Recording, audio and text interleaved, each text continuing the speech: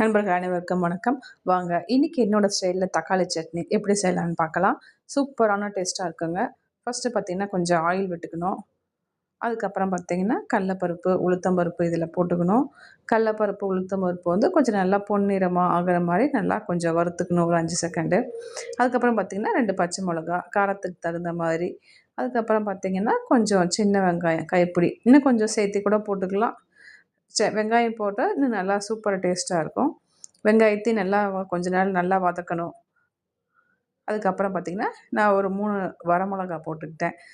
இன்னும் கொஞ்சம் கூட தேவைன்னாக்கா பார்த்திங்கன்னா போட்டுக்கலாம். காரத்துக்கு தகுந்த மாதிரி கூட்டியும் குறைச்சிக்கலாம். நல்லா கொஞ்சம் நேரம் வறுக்க விடணும். கொஞ்சம் வெங்காயம் நல்லா வறுபடணும். அதுக்கப்புறம் பார்த்திங்கன்னா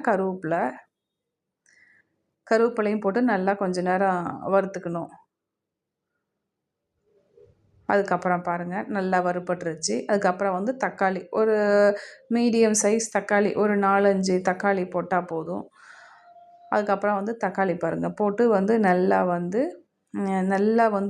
வேக விடணும். தக்காளியை நல்லா வறுத்து ஒரு பாதி வெக்காடுக்கு நல்லா வேகணும். உப்பு கொஞ்சம் ஆட் பண்ணிக்கலாம். பாருங்கள் தக்காளி வந்து நல்லா வணக்கி விடணும். நல்லா சீக்கிரமாகவே எடுத்துடக்கூடாது. கொஞ்சம் நல்லா வறுபடணும் அதில். அப்போ தான் வந்து நல்லா வந்து பார்த்திங்கன்னா ஒரு சூப்பர் டேஸ்ட்டில் இருக்கும். பாருங்கள் நல்லா இந்த அளவுக்கு வந்து நல்லா எப்படி வணங்கியிருக்குதுன்னு பாருங்கள். இந்த அளவுக்கு நல்லா வணக்கணும். அப்போ தான் இதோட டேஸ்ட் வந்து டிஃப்ரெண்ட்டாக நல்லாயிருக்கும். அதுக்கப்புறம் பார்த்திங்கன்னா தேங்காய் கொஞ்சம் போட்டுக்கலாம். கொஞ்சமாக போட்டால் போதும். உங்களுக்கு தக்காளியும் இது அளவுக்கு தகுந்த மாதிரி வந்து பார்த்திங்கன்னா தேங்காய் ஆட் பண்ணிக்கலாம். தேங்காயை போட்டு ஒரு 5 நிமிஷம் வந்து நல்லா கொஞ்சம் வணக்கி விடணும் அதுலேயே போட்டு. இதில் பார்த்திங்கன்னா கொத்தமல்லி தழை போட்டுக்கலாம், இல்லைன்னா புதினா தழை போட்டுக்கலாம். நம்ம அதையும் சேர்த்து ஆட் பண்ணிக்கலாம். என்கிட்ட பட் 2மே இல்லை, அதனால் வந்து நான் எதுவுமே போடலை. 2 போட்டாலுமே நல்லா டேஸ்ட்டாக இருக்கும். அது டிஃப்ரெண்ட் டேஸ்ட்டை கொடுக்கும். அதுக்கப்புறம் பார்த்திங்கன்னா கொஞ்சம் இஞ்சி போட்டுக்கணும். இஞ்சி போட்டு அரைச்சிக்கணும். அதுக்கப்புறம் பார்த்திங்கன்னா தாளித்து ஊற்றிட்டு